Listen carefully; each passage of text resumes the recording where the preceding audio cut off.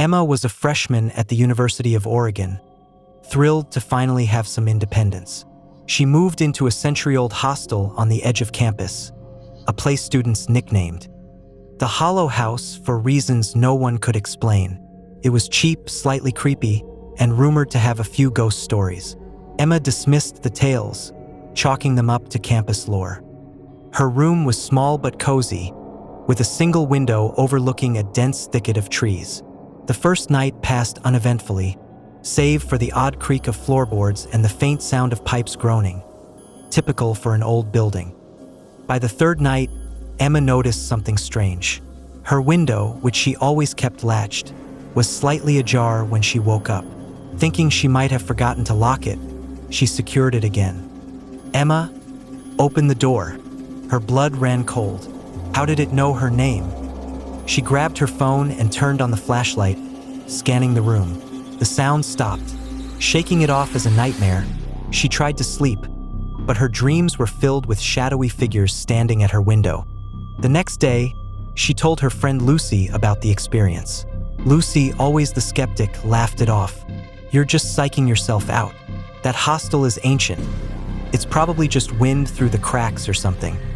Emma wasn't convinced. That night, she kept a kitchen knife under her pillow and double-checked the lock on her window. At 3:14 a.m., the whispers returned.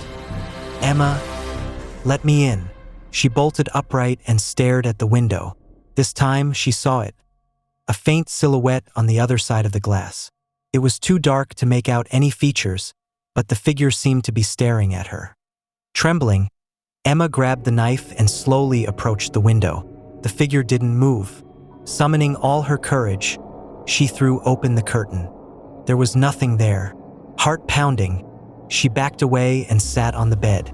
Just then, her phone buzzed. A text from Lucy. "Hey, are you awake? Thought I heard someone knocking on my door."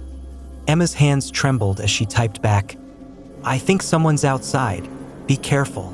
Before Lucy could reply, Emma heard a soft knock at her own door. "Emma?" came the whisper. She froze. The voice wasn't coming from the window or the walls this time. It was just outside. Gripping the knife tightly, she approached the door and peered through the peephole. The hallway was empty. Suddenly, her phone buzzed again. It was another message from Lucy. "Emma, I don't know who it is, but someone's at my window. They're calling your name."